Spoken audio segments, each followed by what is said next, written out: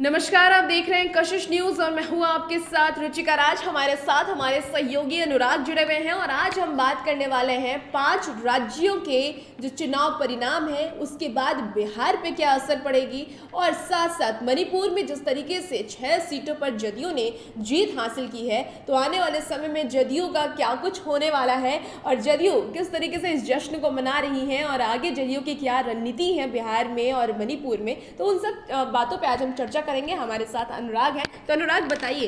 बिल्कुल रुचिका, जो आपने सवाल किया है लाजमी है कि अब बिहार की सियासत में क्या रंग दिख रहा है। जिस तरह से बीजेपी ने बल्ले बल्ले कर दिया और 4 राज्यों में अपना झंडा गाड़ दिया और यूपी में वापसी कर ली, तो निश्चित तौर पर अब बिहार के अंदर तमाम समीकरण जो बदलने की बात की जा रही थी, हमने मुकेश सहनी का समीकरण बताया था आपको, तो अब जेडीयू के लिहाज से जो समीकरण है अब क्या होगा, किस तरह से बिहार की सियासत करवट लेगी, इसकी चर्चा हम कर रहे हैं। और निश्चित तौर पर जिस तरह से यूपी के अंदर जेडीयू भी लड़ने गई थी चुनाव, बीजेपी से सहयोग मांगा था, हालांकि बीजेपी ने दिया नहीं सहयोग, एक भी सीट नहीं दी, लेकिन जेडीयू ने भी अपना दम दिखाया है। हमने आपको बताया था कल कि जेडीयू ने भी अपना दम दिखाया है। इस 5 राज्यों के चुनाव में एक ऐसा राज्य भी है जहां जेडीयू ने 6 सीटें हासिल की है। जी हाँ, 6 विधायक उनके बने हैं। यानी जेडीयू जो जिस तरह से वो राष्ट्रीय पार्टी बनने की कवायद कर रही है उसमें उसने कदम बढ़ा दिए। तो हम बात कर रहे हैं मणिपुर की। मणिपुर में जिस तरह से 6 सीटें हासिल की है जेडीयू ने,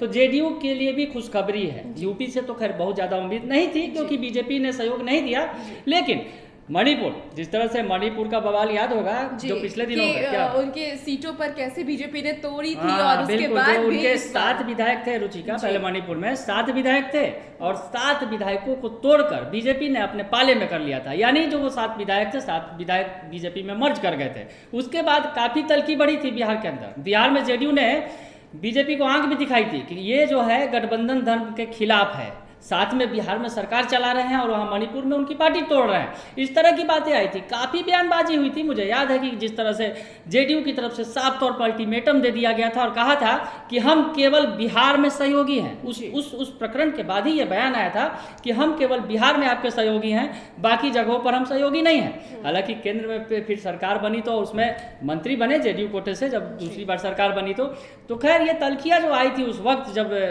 मणिपुर के 7 विधायक चले गए थे नीतीश बाबू के, तो खैर अब ये वापसी हुई है। और रुचिका, इसके बड़े मायने हैं क्योंकि मणिपुर में जिस तरह से वापसी हुई है, जेडीयू ने फिर 6 सीटें हासिल की है, तो ये माना जा सकता है कि जेडीयू ने भी करारा जवाब बीजेपी को दिया है। जिस तरह से उनके 7 विधायकों को तोड़ा गया था, तो फिर 6 विधायकों को वापस उन्होंने सत्ता पर बैठाया है, काफ़ी वो हुए हैं, विधायक बने हैं, तो निश्चित तौर पर नीतीश कुमार के लिए भी खुशखबरी है और नीतीश कुमार ने इसे शेयर भी किया है ट्वीट के जरिए। अच्छा अनुराग, एक सवाल आपसे है कि जिस तरीके से बिहार में तो जदयू का एक बड़ा पकड़ है, जदयू काफ़ी ज़िलों में अपने विधायक बनाए हैं, कहीं ना कहीं अब इसके बाद मणिपुर ही तो नीतीश कुमार का टारगेट नहीं है?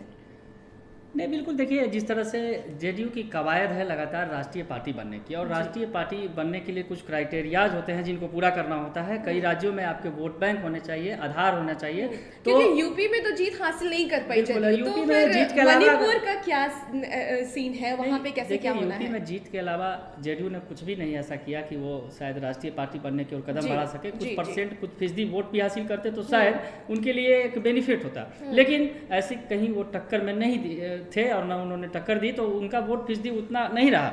तो अब जो है जिस तरह से जो एक क्राइटेरिया है, जैसा कि मैं पढ़ रहा था कि 4 या अधिक राज्यों में कम से कम 6% वोटों की आवश्यकता होती है नेशनल पार्टी बनने के लिए। जिस तरह से नीतीश कुमार लगातार कवायद कर रहे हैं और आपने पिछले दिनों देखा कि किस तरह से प्रशांत किशोर उनके लिए लगातार प्रयास कर रहे थे, उन्हें पीएम कैंडिडेट बनाने की बात की जा रही थी। हालांकि एनडीए के अंदर नहीं पीएम कैंडिडेट, बल्कि विपक्ष का पीएम कैंडिडेट बनाने की एक बात आई थी सामने। हालांकि उस बात हवा हो गई, बातों को खत्म कर दिया गया। पर प्रशांत किशोर पूरी बैटिंग कर रहे थे। आपको साउथ से लेकर नॉर्थ तक तमाम मुख्यमंत्रियों से मिल रहे थे और ये बातें की जा रही थी। मुख्यमंत्री नीतीश कुमार से भी उन्होंने मुलाकात की थी। तो खैर ये तमाम बातें कवायदे की जा रही थी।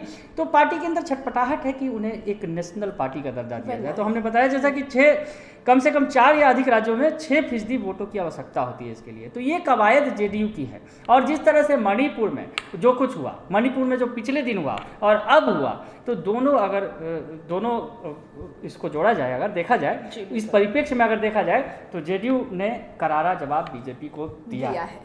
जी। तो जवाब तो बीजेपी को जेडीयू ने दिया है। और बिहार की सियासत पर जिस तरह से कहा जा रहा है कि असर होगा, जेडीयू पर तो ज़्यादा कुछ असर नहीं होने वाला है, बीजेपी पर असर हो सकता है। बीजेपी की बल्ले बल्ले तो है। हालांकि मुकेश सहनी की जो चर्चा हमने अलग से की है वो दर्शक देखेंगे, लेकिन जेडीयू ने जिस तरह से मणिपुर की सफलता जो हासिल की है उसके मायने बड़े हैं। और जेडीयू ने एक बार फिर साबित किया है कि वो राष्ट्रीय पार्टी बनने की ओर अग्रसर है। और बीजेपी जो अगर आंख दिखाने की कोशिश करेगी तो शायद ये संभव नहीं होगा। जी। तो जैसा कि हमारे सहयोगी अनुराग ने बताया कि अब जदयू का भी बल्ले बल्ले है कि क्योंकि 6 सीटों पर जदयू ने मणिपुर में जीत हासिल की है और उसका जश्न बिहार में भी मनाया जा रहा है। कई जदयू कार्यालय में देखा जा रहा है कैसे कार्यकर्ता जश्न मनाते हुए नजर आ रहे हैं। लेकिन कहीं ना कहीं अनुराग जो हमारे सहयोगी थे उन्होंने बताया कि अब जदयू की जो एक लक्ष्य है वो लक्ष्य यही है कि वो राष्ट्रीय पार्टी बने, लेकिन इसे शायद बीजेपी संभव होने ना दे। बीजेपी की ये चाहत जरूर रहेगी कि वो सबसे मजबूत पार्टी बनी है तो हमेशा से वही मजबूत पार्टी बन के रहे। हालांकि आने वाले समय में राजनीति में क्या होता है वो तो हमें नहीं पता, क्योंकि कहते हैं कि राजनीति में कुछ भी हो सकता है और कभी भी हो सकता है। तो और भी ऐसी ही खबरों के लिए आप हमारे साथ बने रहिए और कशिश न्यूज़ को देखते रहिए। धन्यवाद।